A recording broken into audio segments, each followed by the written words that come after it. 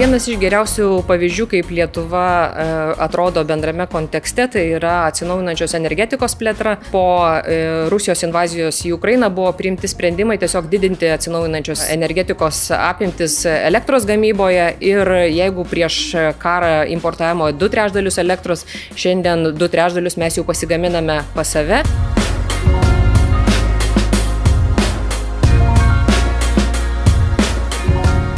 Diskusija svarbi todėl, kad šiuo metu vyksta daug skirtingų iniciatyvų, tačiau jos dažnai nesukalibruotos, dažnai viena kitą dubliuoja ir būtinas sutarimas tam, kad rasti geriausią būdą bendrai nukreipti lėšas į tuos tikslus, kuriuos įgyvendinti būtina.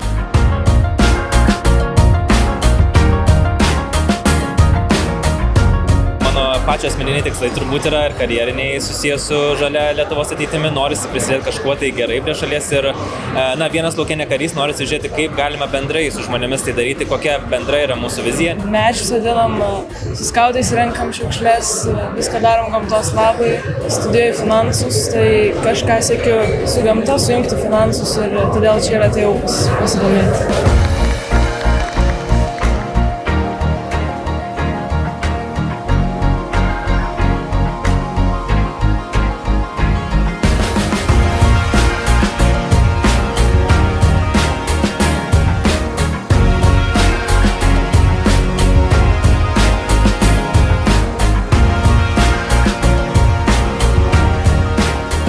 Žaliesiems verslams arba žaliesiems projektams yra šiek tiek sudėtingiau surasti finansavimą. Norim aptarti, su kokiais iššūkiais susiduria tie, kurie ieško finansavimo, kurie turi gerų idėjų, kaip paversti Lietuvą žalesnę ir tada su kokiais iššūkiais susiduria tie, kurie nori finansuoti. Viešumoje sklando mitai, kad gal pinigų nėra ar labai sunku tai juos rasti.